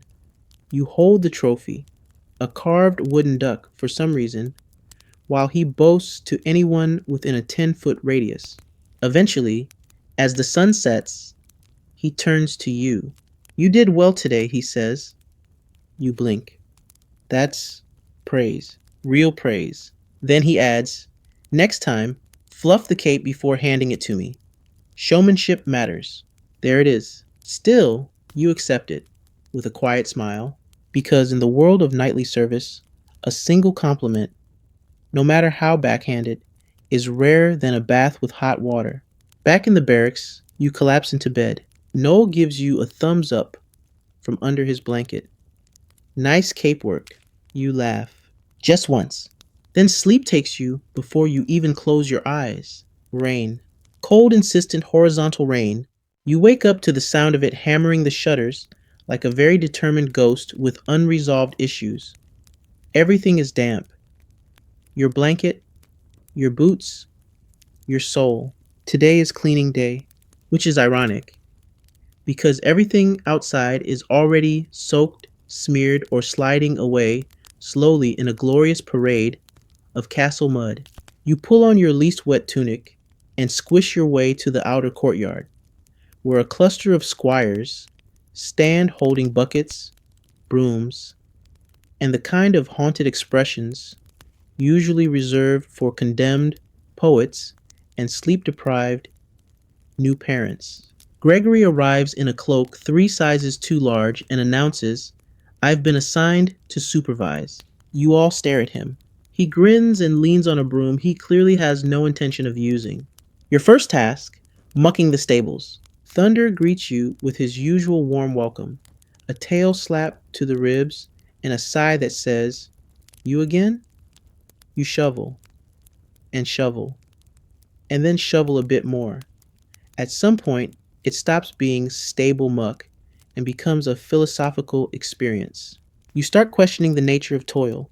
You wonder if this much manure could qualify as a political statement. You stop wondering when Gregory tosses a turnip at your head and calls it motivation. After the stables, it's the kitchen stores, then the armory, then the training hall. You scrub floors until your hands go numb. You polish helmets until you can see the regret in your own reflection. At one point, Noel mutters, "If we scrub hard enough, do you think we can erase our futures?" You reply, "Only if we start with Gregory." Historians still argue whether Squire's cleaning duties were symbolic or simply exploitative. You personally vote for sweaty and unavoidable. By midday, you're ankle deep in rainwater, carrying a stack of laundry taller than your torso, when a voice calls out, "Oi, Squire, it's one of the castle guards." He waves you over. Sir Baldwin wants his crest repainted on the tilt-yard fence. Said it looked dull and unheroic. You trudge over, find the paint, and stare at the half-faded lion emblem. You repaint it as requested, bolder, more majestic. You accidentally give the lion eyebrows. Now it looks mildly sarcastic. Sir Baldwin sees it later and says, "Ah, yes." Fierce with just a hint of wisdom, you nod. You'll take the win. The rain doesn't stop. By late afternoon, you've dried out just enough to get wet again. You pass by the chapel where the monks are chanting something in Latin that, if you had to guess, probably translates to, "Please stop tracking mud on the floor." Gregory reappears, still holding his unused broom, and declares he's testing for leadership potential. You hand him a bucket and walk away. Your final chore of the day is restocking the firewood. The woodpile is 3 courtyards away and partially underwater. Each log weighs roughly the same as a small goat. You carry them one by one. By the fifth trip, you've given each log a name and personality. This is Charles, he's the reliable one. This is Margaret. She creaks when you're not looking. This is Reginald. He betrayed me once in a dream. You are very tired. At last, you deliver the final bundle to Sir Baldwin's chambers. He's napping in a chair, one hand resting on a book, the other curled around a mostly eaten tart. You gently place the firewood by the hearth. It topples slightly. One log rolls across the floor and stops right under his foot. He doesn't wake. You consider adjusting it. You do not. You tiptoe out. The rain has finally slowed to a drizzle. The courtyard glistens with puddles. The sky a dull pewter gray. The kind of weather that turns cloaks into sponges and your mood into boiled cabbage. You pass the armory. Inside, old Master Wren is repairing a helmet that looks like it lost an argument with a trebuchet. He sees you, nods. "Good lad," he says. "You'll make it. Just not soon." You appreciate the honesty. You make your way back to the barracks, every step a quiet squelch. Noel is there, poking the fire with a spoon. He looks up. "Did you repaint the lion with eyebrows?" You shrug. He smirks. It suits him. You both sit in silence, watching the fire flicker, the wet boots steam, the rain fade into gentle taps on the roof. Your hands are blistered. Your arms ache. Your hair smells like wet wool and possibly paint. But for once, no one is shouting your name. You lie down on your cot, close your eyes, and drift off to the soft crackle of fire and the distant sound of Gregory slipping in the mud outside. You smile. Just a little. You awaken to a goat, not in the metaphorical sense. A literal, full-sized, slightly damp goat chewing the corner of your blanket with the calm authority of someone who knows this isn't their first time trespassing. You bolt upright. The goat blinks, then continues chewing. You try to shoo it. It headbutts your pillow. Noel groans from the next bunk, half awake. Tell it, if it wants to stay, it needs to do chores. You guide the goat, firmly, politely, apologetically, out of the barracks and into the misty morning. No one seems to know how it got in. No one seems surprised. Back to your usual routine. Morning drills. Today, Sir Baldwin wants formation work. Marching, turning, shouting the right things at the right moment. The kind of synchronized movement that looks impressive in parades, and slightly less so when done by sleepy teenagers in uneven boots. You line up beside Gregory. He winks. You pray for divine intervention. The practice begins. Left turn. Everyone turns, except Gregory, who turns right and knocks into you with the grace of a collapsing wardrobe.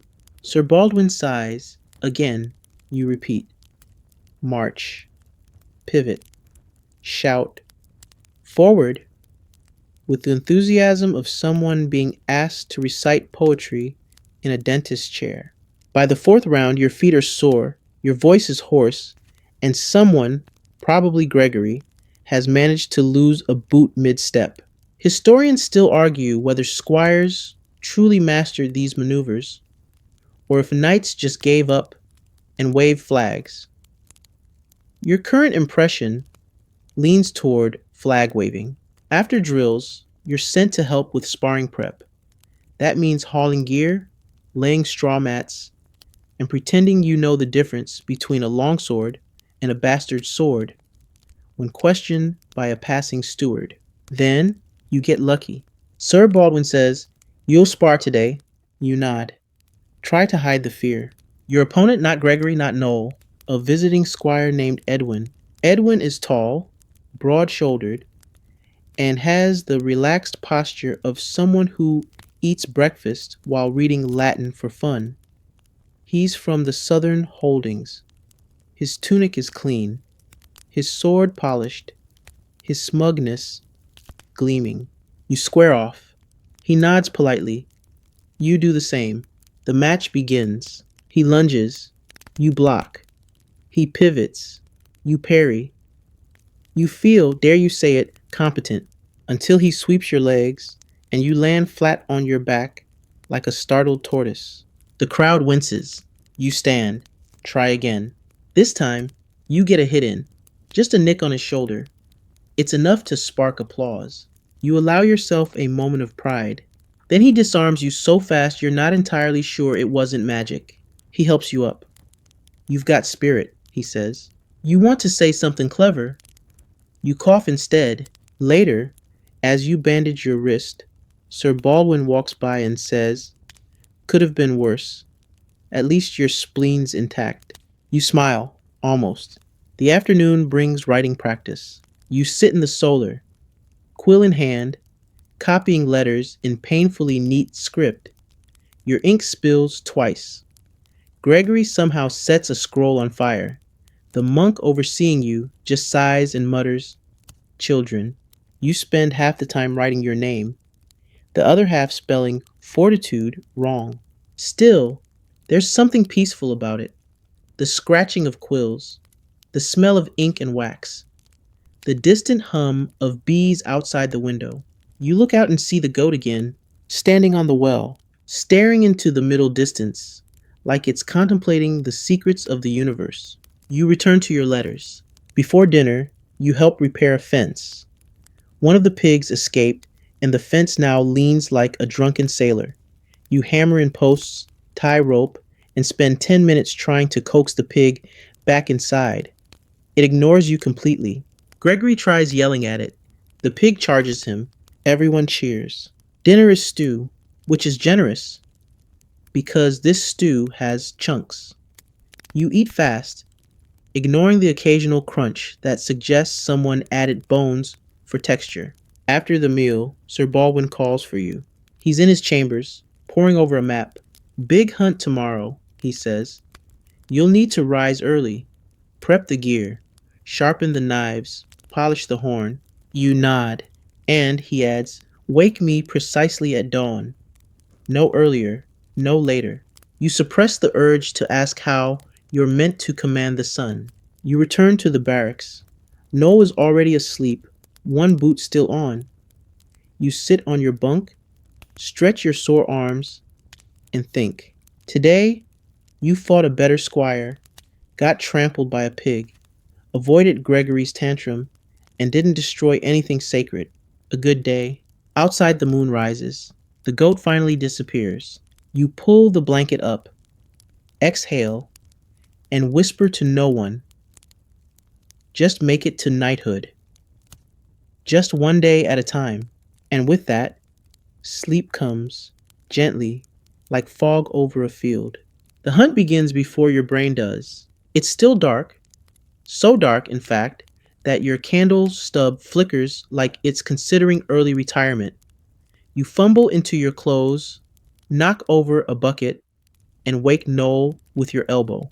Is it war? He asks, half conscious. Worse, you mutter. It's a noble hunt. By the time you reach Sir Baldwin's chambers, he's still asleep, snoring with the dramatic flourish of a man who truly believes in projecting nobility even in unconsciousness. You clear your throat. Nothing. You nudge his boot. Nothing. Eventually, you try the oldest trick in the book. You open the shutters. Sunlight and a very enthusiastic bird immediately crash into the room. Sir Baldwin bolts upright, squinting like a mole in a spotlight. Is it dawn already? You nod. And then some. He groans, rises, and begins preparing with the kind of slow, theatrical movements usually reserved for stage plays and bored cats. You help him into his tunic, belt, and ridiculous green cloak with fur trim. It's the forest-ready look, according to him. It's the you'll be mistaken for a mossy shrub look, according to you. Outside, the hunt party gathers. Knights on horses, squires with gear, dogs that look far too excited, and one steward trying to organize chaos with a clipboard and a deeply broken spirit. Your tasks: carry Sir Baldwin's bow, hold the pack's lead hound when needed, and absolutely, under no circumstances, spook the game. You're not entirely sure how one spooks a boar, but you plan to avoid finding out. You mount a shaggy brown pony named Crumb, whose top speed is gentle wobble. You're grateful. Your thighs still haven't forgiven you for the last training day. The hunt begins. You ride through forest paths dappled with early light. Birds scatter overhead. Leaves crunch underfoot. It would be beautiful if you weren't lugging 3 spears, 2 cloaks, and a bag of jerky that smells aggressively of garlic. Sir Baldwin hums. You trudge behind. Gregory rides up next to you, clean-faced and smug as ever. Race you to the creek? He whispers. You glance at Crumb, who's currently chewing moss off a tree. I think I'll pass.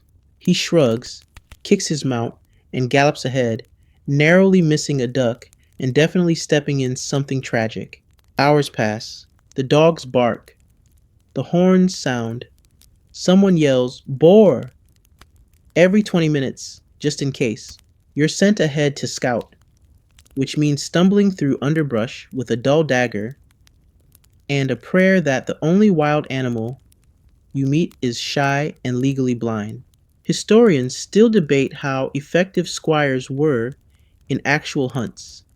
You believe the answer lies somewhere between blundering and bear bait. Eventually, the hunt party corners a real boar. It's enormous, bristled, furious, the kind of creature that looks like it holds grudges. Sir Baldwin steps forward, bow raised, cloak billowing.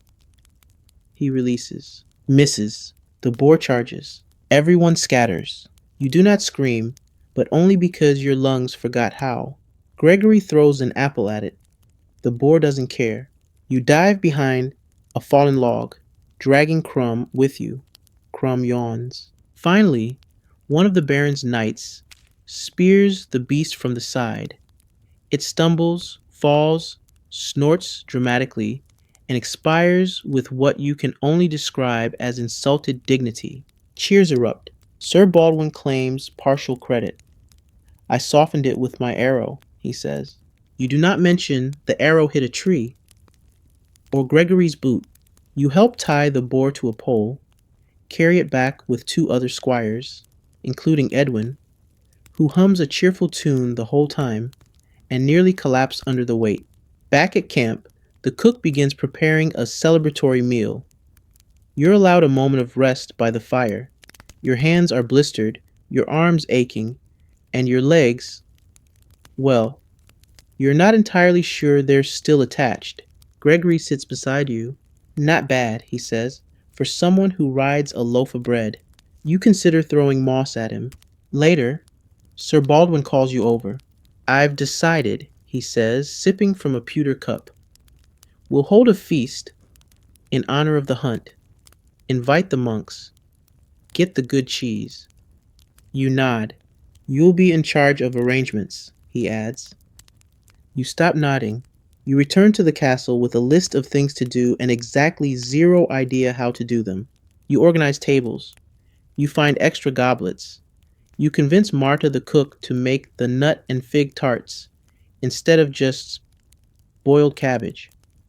She agrees, but only after you scrub the entire scullery. The feast begins at dusk. Candles flicker in every window. The hall smells of meat, honey, and unspoken exhaustion. Knights raise goblets. The monks sing. Gregory tries to teach a dog how to dance. You stand in the corner, unnoticed, watching it all unfold. Sir Baldwin raises a toast. To the hunt, to the beast, to our brave companions. He winks at you. You blink, surprised. The hall cheers. You exhale.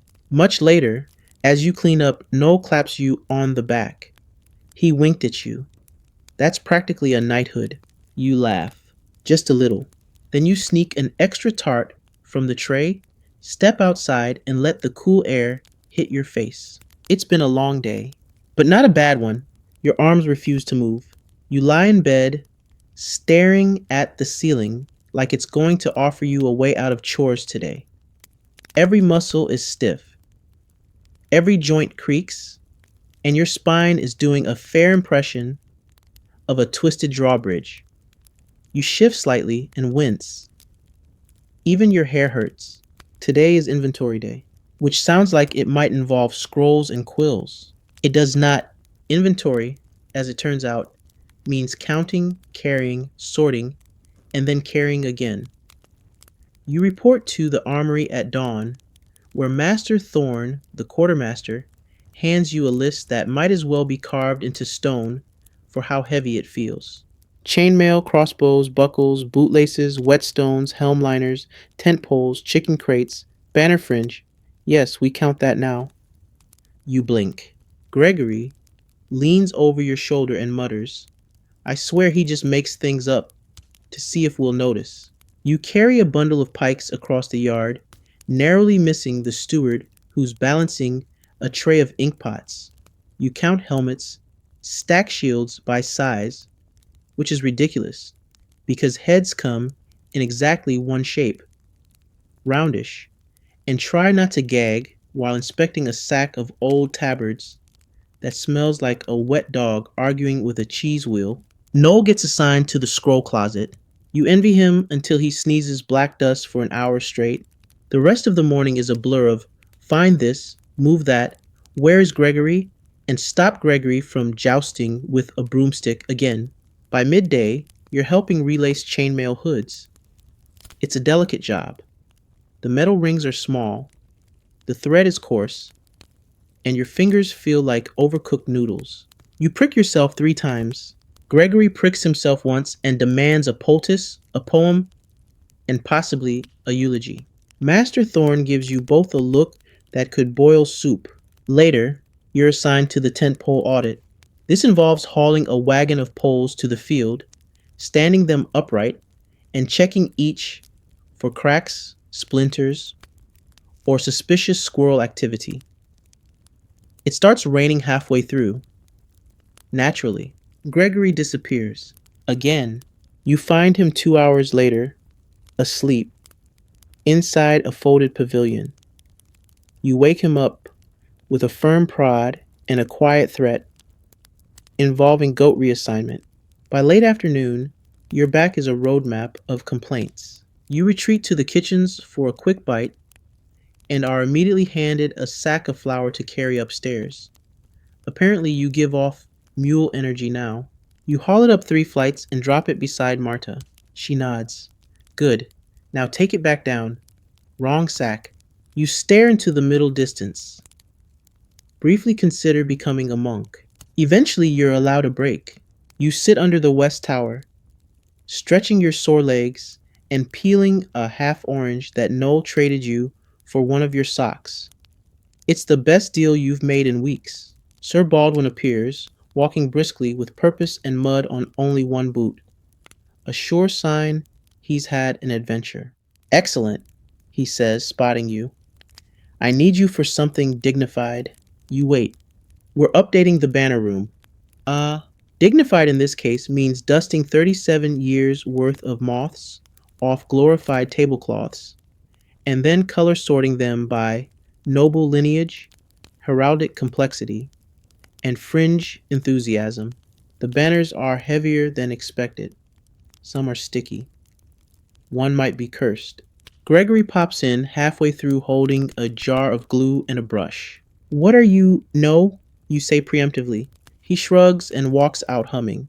After re-rolling the last of the house flags and hanging them back on their squeaky iron hooks, you're dismissed. You limp toward the barracks. The sky has turned lavender blue. Lanterns flicker to life. A breeze sways the branches overhead, and for a moment the castle looks peaceful. You stop by the well, splash water on your face, and lean over the edge, staring at your warped reflection. You look like someone who's seen things, mostly Gregory related things. Back in the barracks, Noel is writing something in the dirt with a stick. What's that? You ask. A list of all the chores we did today. You nod. Why? So future squires know, he says solemnly, and can run. You both laugh. Then fall quiet. Then fall asleep, still in your boots, still smelling faintly of banner mildew and flower regret. You wake up with a strap in your mouth, not a metaphor, an actual leather strap, somehow coiled into your blanket during the night, like it was trying to make a new life for itself. You spit it out, blink 3 times, and immediately regret being conscious. Today is repair day, which sounds deceptively hopeful, like things might get better. They don't. Your first assignment: mend a saddle strap. You've never mended a saddle strap. You stare at it like it's some ancient artifact from a forgotten civilization. One end is frayed. The other has clearly been chewed, possibly by thunder, possibly by Gregory. Noel hands you a set of tools. Don't worry, you'll mess it up, but less than yesterday. Reassuring. You sit by the stables and begin stitching with thread so thick it could double as rope. The saddle creaks ominously with every poke. You prick your thumb. Twice. You accidentally sew part of your tunic to the strap and have to wriggle out of it backwards. By the time Marta walks by, you've made something vaguely functional. She squints. Looks like a potato tried to become a hat. You bow, as intended. Your next task: replace a broken rivet on Sir Baldwin's greaves, which is about as easy as arm wrestling a dragon while blindfolded. The armor is heavy, dented, and smells like regret. You wedge it between 2 crates, hammer, carefully, and promptly hit your own thumb so hard you invent 3 new curse words in your head. You whisper them gently, for dignity. Gregory, of course, saunters over mid-hammer. Oh, should have used beeswax, he says, picking up a rivet with the confidence of someone who has never fixed anything in his life. Everyone knows that. You stare at him. He drops the rivet. It rolls away forever. Later, you're sent to help Wren, the castle's blacksmith in retirement, with blade sharpening. He hands you a grindstone and a dull short sword. Don't ruin it, he says, eyes twinkling. You grind carefully, the sparks leaping like tiny dancers. The stone hums. The blade begins to shine, just a little. You almost feel proud. Then the wheel slips. The sword nicks your sleeve. Wren chuckles. Not bad. At least it's cutting now. You help repair spear tips, hammer out dents in a shield shaped like a particularly stubborn tortoise, and polish a ceremonial axe that hasn't seen action since the last feast turned into a food fight. Historians still argue whether squires were truly expected to learn smithing or just fake it, while the real blacksmiths got things done. You suspect it's a little of both, like most things in your life. After lunch, which is a crust of bread and something that might be carrot, you're given a final test. Sew a tear in Sir Baldwin's favorite tunic, the green one, with the acorns. You are handed a needle, a thread, and a warning. Don't mess up the embroidery, Marta says. He'll notice. You nod like someone who hasn't already sewn their own sleeve shut earlier today. You sit by the fire and begin stitching, slowly, carefully. You manage the tear. You follow the acorn pattern.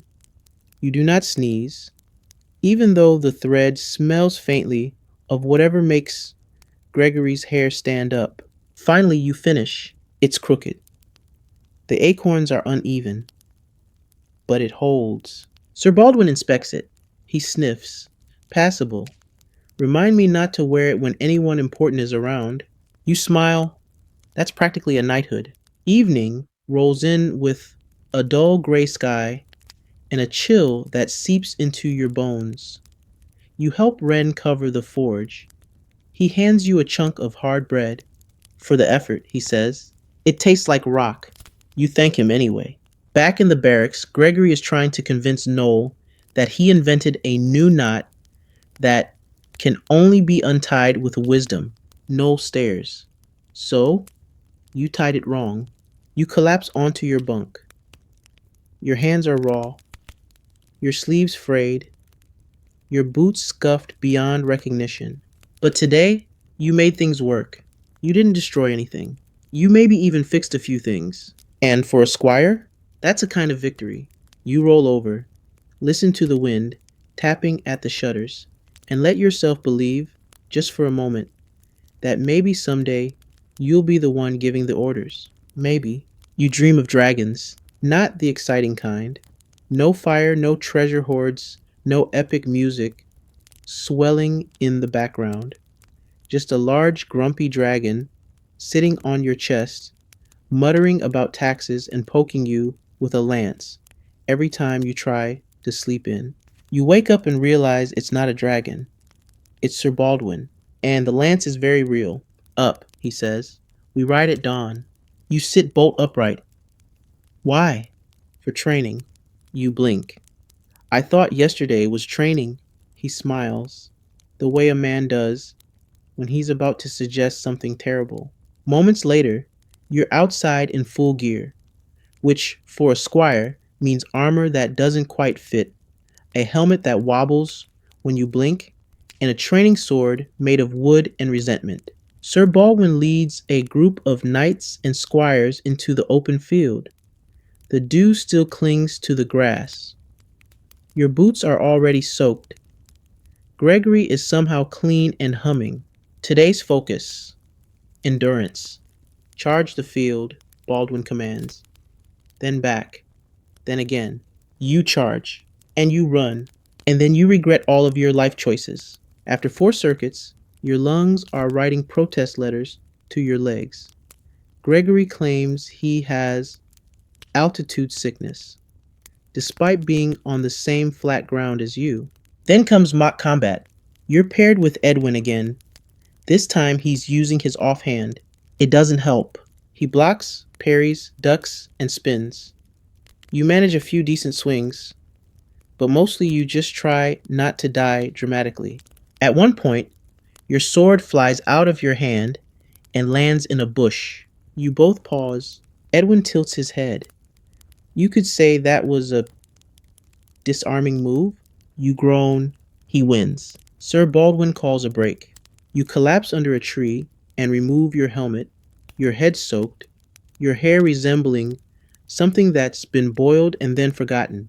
Gregory sits nearby, fanning himself with a leaf. Do you ever think, he says, that this is all a dream? That we'll wake up and none of this mud or bruises ever happened? You glance down at your shin, which is bleeding gently through your sock. I wish my dreams had fewer splinters. After the break, Baldwin delivers a speech. Knighthood is not about strength, he begins, pacing slowly. It is about endurance. It is about waking up before the sun, fighting until your arms ache, serving with dignity, even when your boots are full of rainwater and your bread has weevils. You nod along. Then he adds, and it's about looking good doing it. That part might have been aimed directly at Gregory. The final exercise is Rescue the Noble. It involves one squire pretending to be a fainting noble, the others trying to carry them across an obstacle course of hay bales, mud pits, and an actual goose. You draw the short straw. You are the noble. They toss you over a shield like a sack of turnips. Your dignity remains somewhere near the starting line. By the time they drop you in the victory circle, your boot is gone, your sleeve is torn, and the goose is staring at you like it's weighing your sins. Historians still argue whether medieval training was this absurd. You believe it was somehow worse. Back at the castle, you're dismissed. You limp to the barracks, rinse your face, and lie down for just a moment, which becomes 40 minutes, which becomes someone yelling your name. Feast prep, Noel calls. Wake up! You jolt upright again. Tonight is a feast for the visiting baron. Sir Baldwin wants to make an impression.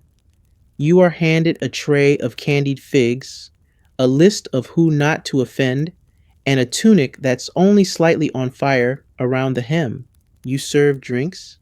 You refill platters. You dodge a dog under the table and catch a falling goblet mid-air. Gregory bumps into you, spills gravy on a lady's slipper, and blames you. You sigh, smile, keep moving. You overhear nobles laughing, knights boasting. Someone says your name, Sir Baldwin. He's describing the training session. He's coming along, still a bit awkward with the sword, but stubborn. That's what matters. You freeze. It's not a compliment exactly, but it's not one. After the feast, you help clean, then sneak one of the last candied figs and share it with Noel behind the stables. Long day, he says. Long week, long life. You both laugh. Then, later, in bed, with the shutters clicking gently in the breeze, you allow yourself to imagine it, just for a second, the armor fitting perfectly, the sword singing through the air, a horse that doesn't try to bite you. Knighthood. It still feels impossibly far away, but not as far as it once did. Your eyes open before the rooster crows. This is worrying. Your body has long since rejected the idea of early mornings unless startled awake by thunder, goats, or Gregory's singing. But today, something feels different. The air is still. The light is soft. Even your boots, sitting quietly by the bunk, seem less judgmental than usual. Today is the equinox, which means ceremonial duties, endless polishing, and approximately 40% more bowing than usual. You wash your face in the cold basin, put on your least wrinkled tunic, and brace yourself. Sir Baldwin greets you with a nod that somehow says, I trust you now, and also, don't drop anything ceremonial. He hands you a long banner pole, the castle's crest rippling dramatically at the top. You hold it with the solemnity of someone who once got yelled at for sneezing during Vespers. The courtyard is already bustling. Knights line up for procession. Monks light candles. A choir begins tuning up with the slow, haunting tones of voices still waking up. The sky shifts from dull gray to golden peach. You take your place beside Thunder, who is blessedly docile this morning. Perhaps even he feels the ceremony in the air. The gates open. The procession begins. You march. It's not a sprint. It's not a stumble. It's something in between. A half-graceful shuffle with a heavy banner and slightly damp boots. Villagers watch from the sidelines. Children wave. One calls out, Look! It's the banner boy. You wave back. then instantly regret it as the pole tips sideways. Sir Baldwin doesn't see. You silently thank the gods of small dignity. After the procession, you help set up the tables for the harvest meal. You place goblets with trembling precision, adjust tablecloths that refuse to lie flat, and hide a bread roll in your pocket for later. Gregory, of course, appears just in time to do none of the setup and all of the snacking. During the meal, you stand off to the side, observing. There's music, there's laughter, there's pie. So much pie. And in the middle of it all, Sir Baldwin rises to give a toast. He holds up his goblet, eyes gleaming with wine and sentiment. I raise this to honor those who serve, not just those with titles, but those who earn them, to squires, to pages, to stable hands and banner bearers, for without them, none of this would stand. People clap, some cheer, one knight hiccups, and then he looks at you, only for a moment, but it's real.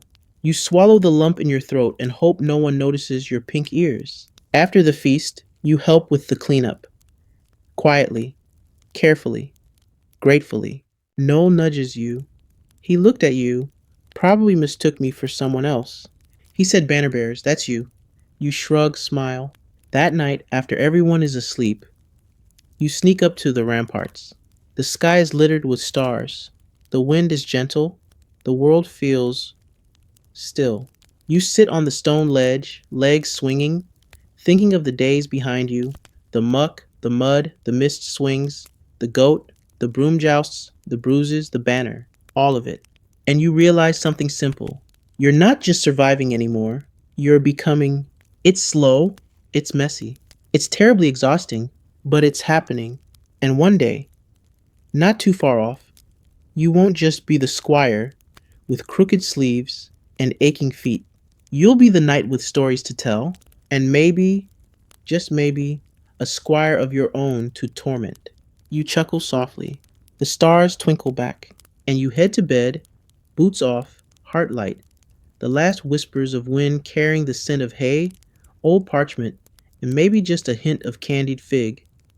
So now, as the castle sleeps and the coals settle in the hearth, let your breath grow slower, softer. The banners no longer flap with urgency. The clatter of armor has long since faded into the quiet murmur of dreaming squires and contented horses. Your hands, still bearing the calluses of chores done and swords held, can finally rest. The aches in your shoulders are earned. The soreness in your legs is a badge, not a burden. Even your blisters feel noble in their own strange, squishy way. Somewhere in the darkness, Gregory is snoring like a lute with a broken string.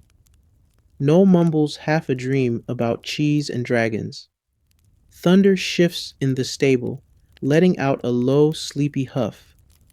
The castle breathes with you. Everything you endured today and every day before it has built something. Not armor, not rank, but something slower, sturdier.